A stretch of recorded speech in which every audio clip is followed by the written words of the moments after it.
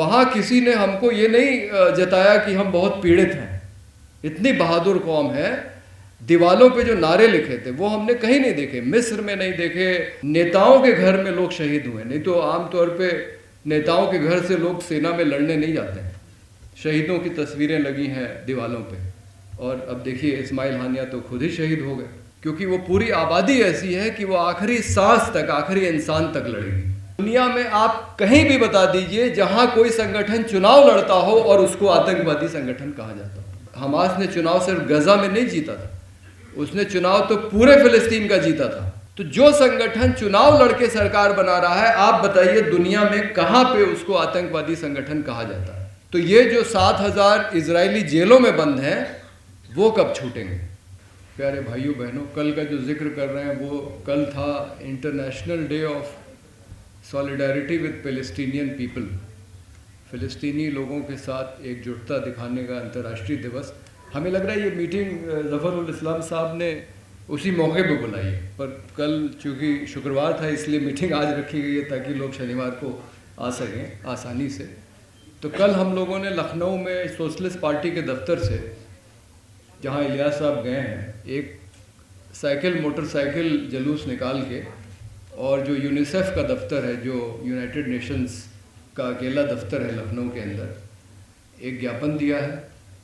और हमने ये मांग की है कि आधिकारिक संख्या तो बताई जा रही है 45,000, लेकिन शायद 2 लाख के करीब लोग मर चुके हैं गज़ा में, और जिसमें 70% जो हैं वो महिलाएं और बच्चे हैं। 45,000 में 18,000 संख्या बताई जा रही है बच्चों की। मतलब आप सोचिए, बच्चों के अस्पताल पे और जो राहत शिविरों पे जो हमले हो रहे हैं, जो युद्ध अपराध की श्रेणी में आना चाहिए, और इज़राइल के अलावा कोई और मुल्क होता तो शायद अब तक उसके खिलाफ दुनिया खड़ी हो गई होती, लेकिन इतना अत्याचार हो रहा है। तो हम लोगों ने मांग की है कि अब और कोई रास्ता बचा नहीं है सिवाय इसके कि इज़राइल की जो सदस्यता है संयुक्त राष्ट्र संघ में, उसको ही ख़त्म किया जाए। ये ज्ञापन कल हम लोगों ने यूनिसेफ के दफ्तर में दिया है एंटोनियो गुटेरेस के नाम, और उनसे कहा है कि उसको वहाँ भेजें न्यूयॉर्क। तो साथियों, मुझे ये सौभाग्य प्राप्त है कि मैं गज़ा गया। 2010-11 में एक यहाँ से डेलीगेशन गया था। उसमें पहल ली थी, एक ट्रेड यूनियन था NTUI, अशिम रॉय और गौतम मोदी और ये लोग थे, और दूसरे हमारे फ़िरोज़ मीठी बोरवाला थे जो आज के वक्ता भी थे, लेकिन आज उनको वेनेजुएला बुलाया गया है इसी मुद्दे पे बातचीत करने के लिए। वहाँ के राष्ट्रपति ने बैठक बुलाई है फ़िलिस्तीन के मुद्दे पे। तो हम लोग गए थे वहाँ पे, और 10-11 में, मतलब दिसंबर 10 में यहाँ से चले थे और जनवरी 11 में पहुँचे थे। और ये बात बिल्कुल सही है इलियास साहब की कि इतने बहादुर लोग हमने भाई दुनिया में कहीं नहीं देखे। मतलब बहादुर तो है ही हैं, और इतनी जीवंतता। मतलब हम लोग ये पूरा काफिला सड़क के रास्ते गया था। तो हम लोग पहले ईरान गए, क्योंकि पाकिस्तान से हम लोग जा नहीं सकते। पाकिस्तान में पंजाब और सिंध को छोड़ के भारतीयों को वीज़ा नहीं मिलता है दूसरे स्टेट्स का, और आपको वहाँ गुजरना होता है बलूचिस्तान से अगर आपको ईरान जाना है, तो वहाँ पे हम लोगों को वीज़ा नहीं मिलता है। तो हम लोग पहले, अच्छा उसमें और भी मुल्कों के लोग थे, सिर्फ भारतीय नहीं थे। तो हम लोग पहले ईरान गए, फिर ईरान में वापस आए पाकिस्तान ईरान की सीमा पे, जो ईरान का जो स्टेट है सिस्तान और बलूचिस्तान, और वहाँ से वो यात्रा शुरू हुई सड़क के रास्ते। और तुर्की, सीरिया, तुर्की में जो कुर्द लोगों का इलाका है, और सीरिया, और 2 दिन के लिए हम लोग लेबनान भी गए। और फिर उसके बाद एक पानी के जहाज़ पे, क्योंकि ऐसे तो इज़राइल जाने नहीं देता, इसके तुरंत पहले तुर्की ने एक पानी के जहाज़ से भेजने की कोशिश की थी गज़ा में अपने लोगों को, तो उस पर इज़राइल ने हमला कर दिया था। और उस समय तुर्की और इज़राइल के संबंध ठीक नहीं थे, अब तो ठीक हो गए। तो उसमें 9 लोग मारे गए थे। मावी मारमारा ये उस जहाज़ का नाम था। तो आप देखिए कि 3 तरफ ज़मीन, 2 तरफ इज़राइल की ज़मीन है, एक तरफ मिस्र है और चौथी तरफ पानी है। तो आप पानी के रास्ते भी नहीं जा सकते थे गज़ा, उस पर इज़राइल हमला कर देता था। तो हम लोग, ये काफ़िला जो गया था ये इस नाम से गया था कि ये गज़ा में राहत का सामान लेके जा रहा है। तो राहत के लिए पैसा भी रास्ते भर इकट्ठा किया गया। शायद यही वजह थी कि हम लोग सड़क के रास्ते गए थे। ईरान में बहुत कामयाब मीटिंग हुई, वहाँ के राष्ट्रपति महमूद अहमदीनेजाद उस मीटिंग में आए, वहाँ के सांसदों ने पैसा दिया, सीरिया के शेख लोगों ने पैसा दिया और एक जहाज़ में पूरा सामान भर के वो वहाँ से 4 लोग, हम 60-70 में 4 लोग उस जहाज़ को लेके पहुँचे मिस्र, बाकी लोग फ़्लाइट से पहुँचे। और हमारा सबसे ख़राब ये उसका हिस्सा तो नहीं है, लेकिन अचिंत विनायक जी ने जो मिस्र के बारे में कहा कि वहाँ संभावना है लोकतंत्र की, हम लोगों की तो सारी उम्मीदें, मतलब ईरान में, सीरिया में, तुर्की में इतना स्वागत हुआ। और मिस्र में आपको पता है $4,500 की तो घूस देनी पड़ी उस सामान को उतरवाने के लिए। अब ये सामान फ़िलिस्तीन के लिए जा रहा है, आप सोचिए, $4,500 घूस देनी पड़ी। अजीत शाही उसमें थे, तहलका के पत्रकार, जो सामान उतरा। और उसके बाद वहाँ से 40 किलोमीटर रफ़ा क्रॉसिंग है, हम लोगों को एयरपोर्ट के बाहर नहीं निकलने दे रहे थे मिस्र के अधिकारी। कह रहे थे ये फला होटल में आप लोग चले जाइए, वहाँ ठहर जाइए। हम लोग क्या, भैया हम लोग होटल में ठहरने नहीं आए, हम लोग को गज़ा जाना है। तो मैं तो अपना चरखा ले गया था, चरखा चलाने लगा, मतलब 3-4 घंटे वहाँ प्रोटेस्ट हुआ, नारे लगे, तब हम लोग को वहाँ से निकलने दिया। और फिर हम लोग रफ़ा पहुँचे और रफ़ा में हम लोग तो चले गए, जो जहाज़ से सामान आया था वो बाद में आया 4 ट्रकों से। और उस समय इस्माइल हानिया वहाँ के प्रधानमंत्री थे गज़ा के। ये भी मुझे सौभाग्य मिला है कि इज़राइल हानिया के हाथों से मुझे ये जो सुनीलन जी पहने हैं जिस तरह का स्कार्फ, उस तरह का स्कार्फ उन्होंने पहनाया। जितने भी लोग गए थे साथ में, स्वरा भास्कर भी पहुंच गई थी सीधे। और इजिप्ट के लोगों ने, उनके अधिकारियों ने $10,500 की घूस ली, वो जो 4 ट्रक का सामान था वो बॉर्डर से जाने के लिए। तो मिस्र से तो मुझे कोई उम्मीद नहीं है अचिंत विनायक साहब। और बाकी सामान जो जाता है गज़ा में, पता लगा कि रफ़ा के नीचे सुरंगें हैं, क्योंकि सब लोग तो घूस दे नहीं सकते, और रोज़ रोज़ कैसे घूस देंगे अगर खाने पीने का सामान और ये सब जा रहा है। तो रफ़ा के नीचे सुरंगें हैं जिसमें ट्रक जा सकते हैं। और क्योंकि गज़ा की तो सारी अर्थव्यवस्था तबाह कर दी थी इज़राइल ने उसी समय 10-11 में, तो सारा सामान खाने पीने से लेके और किताब कॉपी और सीमेंट और मिसाइलें जो भी जाती हैं सब नीचे से जाती हैं। तो इतने जीवंत लोग कि एक दिन अगर, अब इस समय तो स्थिति बहुत कहना चाहिए कि गंभीर हो गई है, लेकिन उस समय ये था कि अगर किसी बिल्डिंग पे बम गिराए इजराइल, तो अगले दिन वहाँ पे निर्माण शुरू हो जाता था। वहाँ किसी ने हमको ये नहीं जताया कि हम बहुत पीड़ित हैं, इतनी बहादुर कौम है। दीवालों पे जो नारे लिखे थे वो हमने कहीं नहीं देखे, मिस्र में नहीं देखे, तुर्की में नहीं देखे, ईरान में नहीं देखे, सीरिया में नहीं देखे, लेकिन फ़िलिस्तीन की दीवालों पे जो नारे लिखे थे, जो वहाँ के लोगों की बड़े बड़े नेताओं के घर में गए। दुनिया का अकेला मुल्क है शायद जहाँ नेताओं के घर में लोग शहीद हुए, नहीं तो आमतौर पे नेताओं के घर से लोग सेना में लड़ने नहीं जाते हैं। शहीदों की तस्वीरें लगी हैं दीवालों पे, और अब देखिए इस्माइल हानिया तो खुद ही शहीद हो गए। तो इतने जीवंत लोग कि ऐसा बताया गया कि किसी भी इंसानी आबादी में घनत्व के हिसाब से, डेंसिटी के हिसाब से सबसे ज़्यादा PhD अगर कहीं है तो फ़िलिस्तीन के अंदर। इतने पढ़े लिखे लोग, इतने काबिल लोग और इतने मजबूत इरादे वाले लोग और जीवंत लोग कि रोज़ मार खा रहे हैं, लेकिन फिर भी दीवालों पे नारे लिख रहे हैं और ऐसे दिखा रहे हैं कि सब कुछ सामान्य चल रहा है, स्कूल चल रहा है, अस्पताल चल रहा है। हम लोग को जगह जगह ले जाया गया और कई जगह बताया गया कि ये बिल्डिंग जो है पहले यहाँ इस पर बम गिरा दिया गया था, इसको फिर से बनाया गया है। तो इतने जीवंत लोग मैंने आज तक कहीं नहीं देखे जो अपने, और इसीलिए ये लड़ाई इतनी लंबी चली है। शायद इजराइल ने सोचा नहीं होगा कि 22 लाख लोग क्या हैं, अपने छोटे मोटे शहर की आबादी हिंदुस्तान की। लेकिन जैसा कि इलियास साहब ने कहा कि अपने 100 लोगों को नहीं छुड़ा पाए और अभी तक हमास को नहीं वो हरा पाए हैं, इसीलिए क्योंकि वो पूरी आबादी ऐसी है कि वो आखिरी सांस तक, आखिरी इंसान तक लड़ेगी।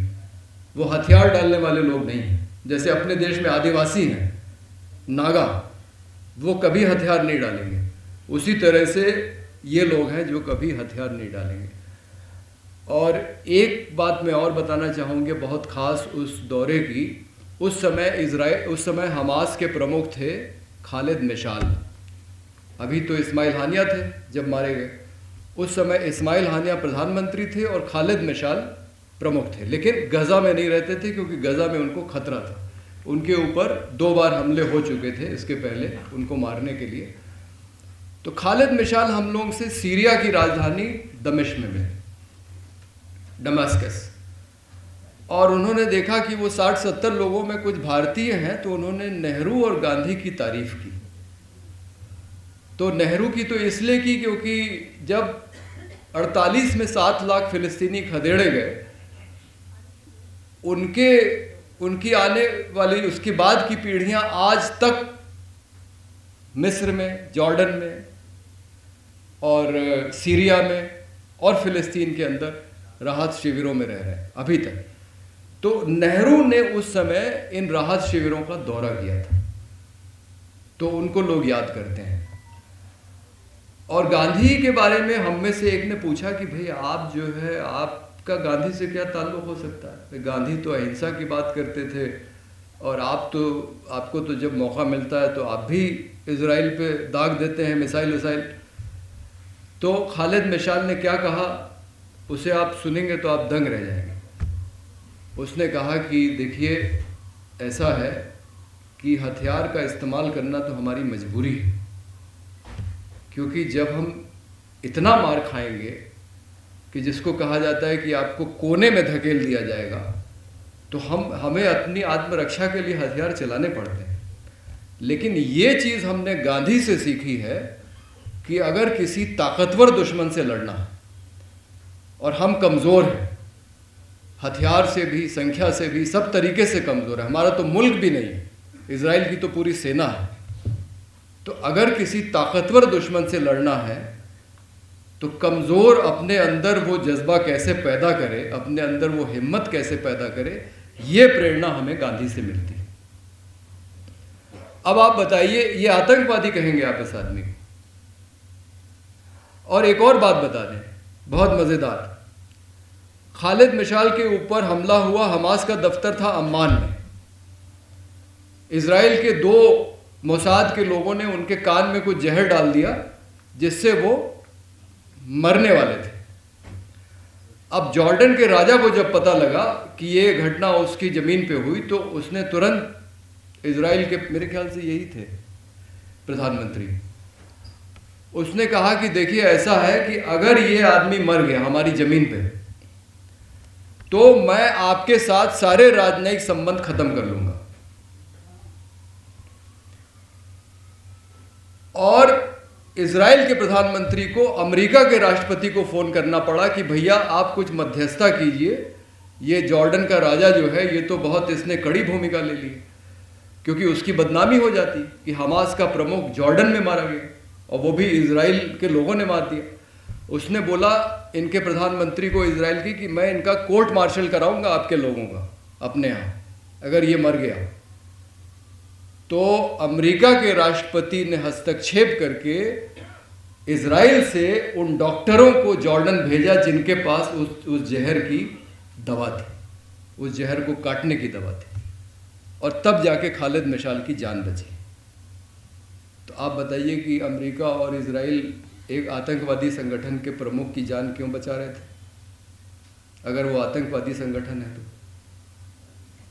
और हमारा मूल सवाल है कि दुनिया में आप कहीं भी बता दीजिए जहां कोई संगठन चुनाव लड़ता हो और उसको आतंकवादी संगठन कहा जाता हो।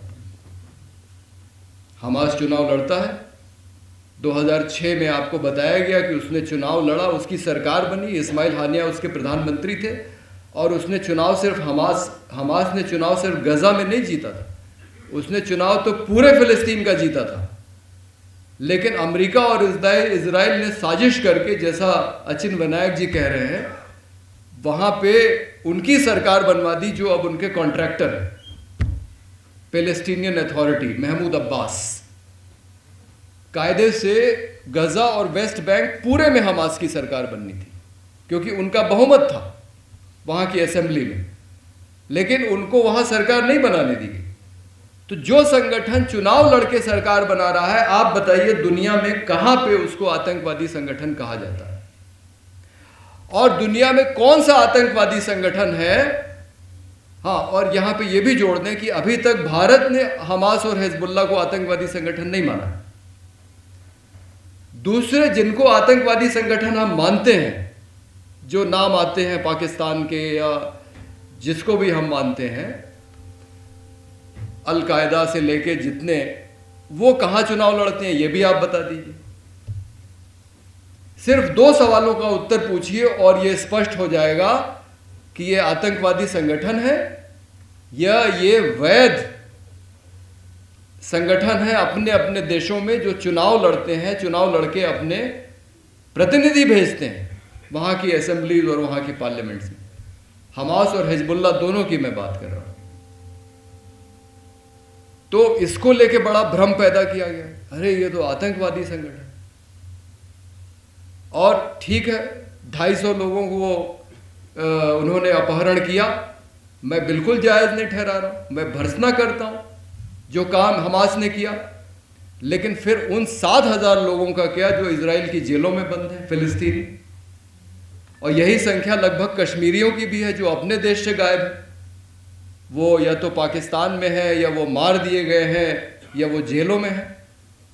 तो 7,000 फिलिस्तीनी नागरिक, और ज़्यादातर उसमें निर्दोष हैं, जैसे कि ज़्यादातर कश्मीरी निर्दोष हैं जो जेलों में है और जो मारा गया है। तो ये जो 7,000 इजरायली जेलों में बंद हैं, वो कब छूटेंगे, ये भी सवाल।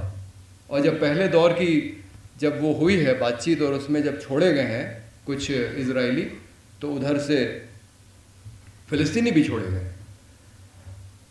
तो आप 7,000 लोगों को बंद करके रखें, वो जायज़ है, और आपके 250 लोग अगर अपहरण कर लिए जाएं तो पूरी दुनिया में हाय तौबा हो रही, अरे इतना बड़ा कांड हो गया। तो ये दोनों ही बातें गलत हैं। और ये जो 1947 में अंग्रेज़ों ने 2 बड़ी गलतियां की, एक तो भारत और पाकिस्तान का विभाजन किया। 47 में तो खैर संयुक्त राष्ट्र संघ का प्रस्ताव था इजराइल और फ़िलिस्तीन बनाने का, लेकिन ये इसकी बुनियाद इंग्लैंड ने डाल दी थी 1917 में बाल्फोर डिक्लेरेशन से, जब इजराइल को बनाने का निर्णय हुआ। और ये बात बिल्कुल सही कही ज़फ़रुल इस्लाम साहब ने और दूसरे लोगों ने कि भाई आप ज़बरदस्ती वहाँ जाके आपको मुल्क बनाने की क्या ज़रूरत थी। इसके दूसरे भी विकल्प थे। एक जगह अफ्रीका में सोची जा रही थी कि जहाँ इजराइल बनाया जा सकता है, एक जगह दक्षिण अमेरिका में सोची जा रही थी कि जहाँ इजराइल बनाया जा सकता है। वो जगहों के नाम अचिन विनायक साहब बता देंगे। अर्जेंटीना और युगांडा के पास इजराइल बनाने का प्रस्ताव था। तो जब ये जो खाली ज़मीन है वहाँ बनाना चाहिए था, आपने ज़बरदस्ती जाके वहाँ बनाया। जैसे आज के समय में अगर आप पूछें कि खालिस्तान के बारे में क्या आपका स्टैंड है, मेरा कहना है कि अगर कुछ लोग चाहते हैं तो बिल्कुल बनना चाहिए, लेकिन कहाँ? भारत में तो अब आंदोलन है नहीं, आंदोलन कनाडा और अमेरिका में है। भाई वहाँ बना लो एक कनाडा में खालिस्तान, क्या दिक्कत है? नहीं, आप बताइए, इतनी ज़मीन है कनाडा के पास, इतने सरदार वहाँ रहते हैं, एक तो वहाँ का डिफेंस मिनिस्टर था, आप खालिस्तान बनाइए कनाडा में, कोई दिक्कत नहीं है।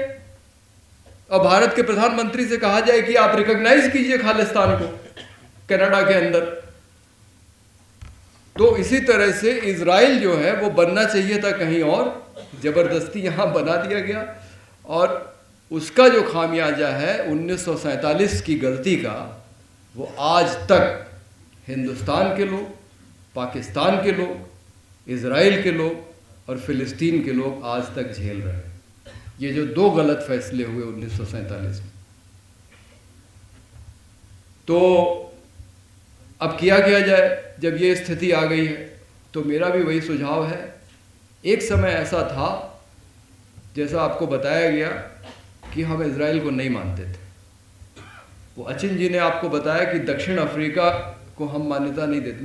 मैंने बचपन में देखा है, भारत का पासपोर्ट, उस पर लिखा रहता था कि this passport is not valid in Israel and south Africa. ठीक, दो मुल्कों को हम नहीं मानते थे। अब मैंने वो दो ही नाम देखे थे।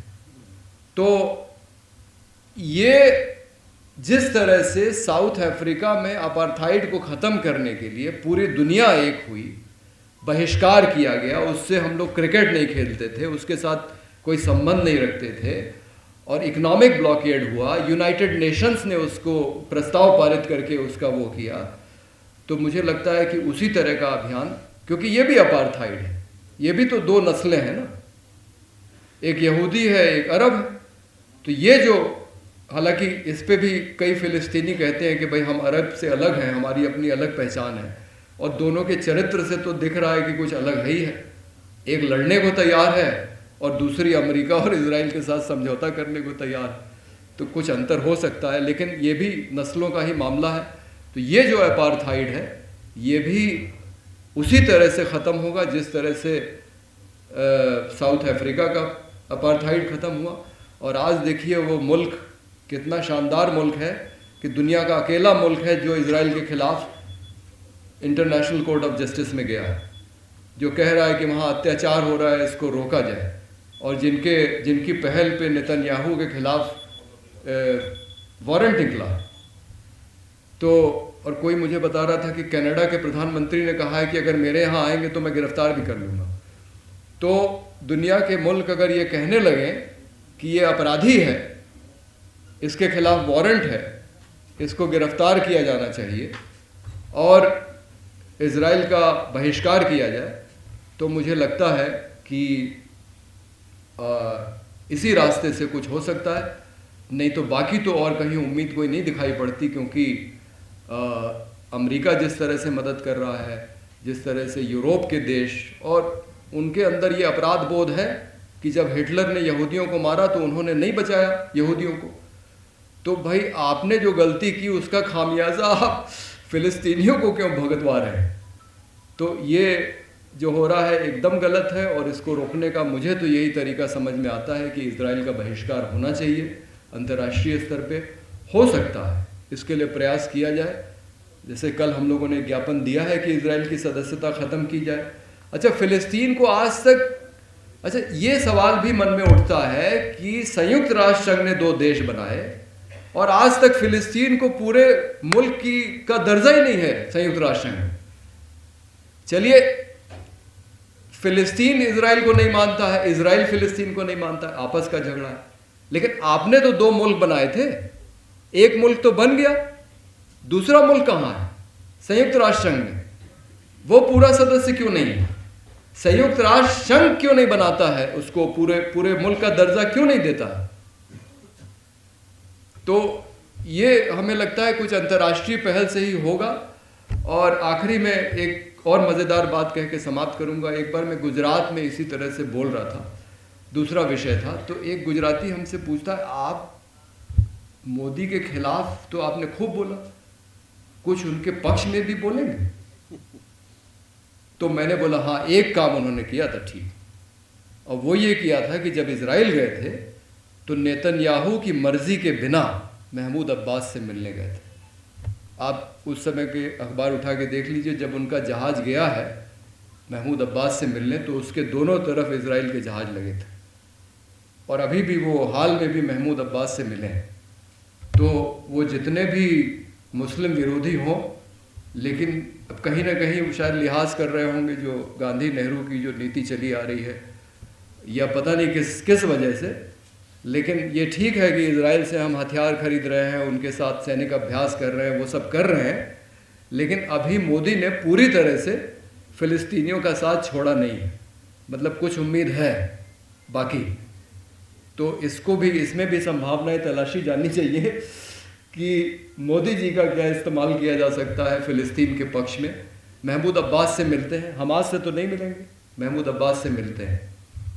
तो ये कह के मैं अपनी बात समाप्त करूंगा। बहुत बहुत शुक्रिया। मिल्लत टाइम्स को जारी रखने और मजबूत बनाने के लिए हमारी आर्थिक सहायता कीजिए।